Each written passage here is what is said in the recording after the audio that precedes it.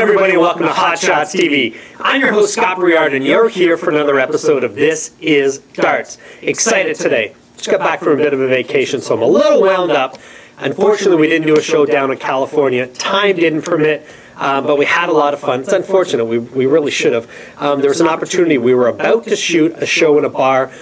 Santa Monica Pier. We were watching the the Olympic Hockey Championships, U.S. and Canada. There was a soft tip board that was going to do a whole show on soft tip when it really hit the industry back in the 80s, how it's prospered and done unbelievably well in the U.S., but fell apart in Canada. Canada was not the market for soft tip.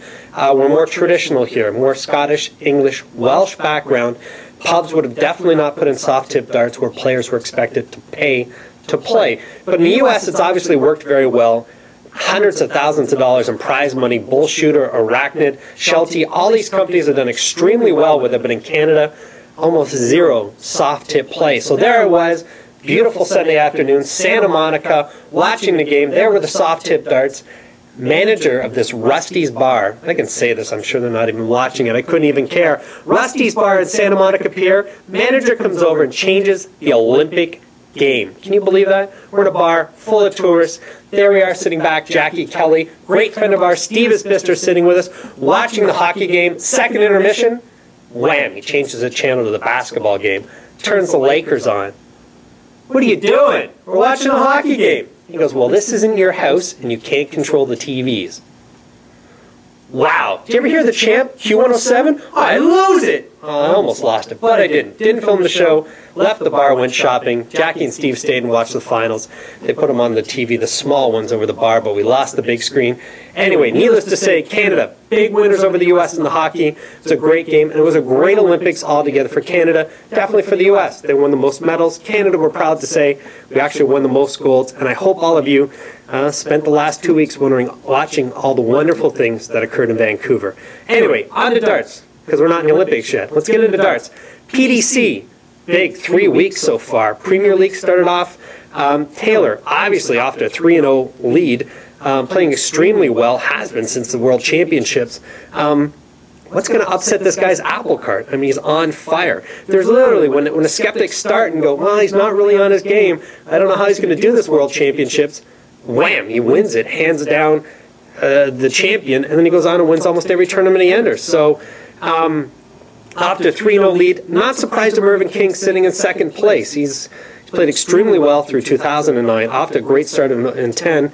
And I grabbed his darts out of the cabinet over there because I want to touch on another key point for beginners. Just because darts work for the pros, it's not necessarily going to mean they're going to work for you at home. King's darts, and there's not many out there like this where you see divots. Hopefully we can zoom in on this or put it up in a little screen. I don't know how much space I've left in the camera here to do this, but 2 divots for Mervyn's fingers to fit. I don't know, they were molded to him or he just picked them up one day and they worked for him, what the case may be. But this is about a 1 in 100 shot for this to work for you because not everybody places their fingers on the same part of the dart. With that said, I do not want anybody buying a set of darts and then trying to change their grip to the dart. Won't work. Leave your fingers where they're naturally going on a dart. So, do I recommend people buying the Mervyn Kings to try them out before purchasing? Certainly. This is not a dart to buy online because, like I'm saying, it's about 1 in 100 chance they're going to work for you. Are they working for Mervyn? Damn right they're working for him. Anyway, big prize money for him over the last 2 years. I've been watching him, and I usually comment on his status in almost every tournament he plays in. He's on fire lately. He's playing extremely well. So, darts may not be for you. They're definitely for him. So he's sitting in second place right now. Terry Jenkins, Baxter, and surprise. Baxter's in 4th place. A win, a loss, and a tie. Same with Whitlock. What is surprising, James Wade's 0-3. I don't know why. He's maybe just hit a rut. Who knows what's going on. Anyway, Wade's 0-3. Barneveld's 1-0-2 with 2 points. Lewis with 2 points as well. But Lewis is playing well. His stats actually don't show the way he's been throwing lately. Lewis is actually playing extremely well. Anyway, past weekend, big tournament in the UK. There was a Players' Championship event. Taylor, there he is, winner. 6-1 over Jenkins. Other notable semi-final losers, Chris Thompson, Chris Mason. John Part, unfortunately, went down 6-5 in the opening round of Paul Nicholson. Information about John Part. We're actually discussing a potential cross-Canada, if not Ontario-Quebec tour this coming summer.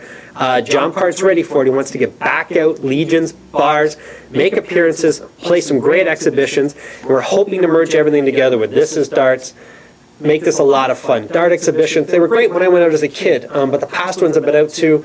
We need to change the format. We need to make it exciting. There really needs to be more of a challenge with the professional player that's there, with those that are maybe qualified to play on that night. We're talking with sponsors, and again, John and I have been communicating about putting something together for this upcoming summer.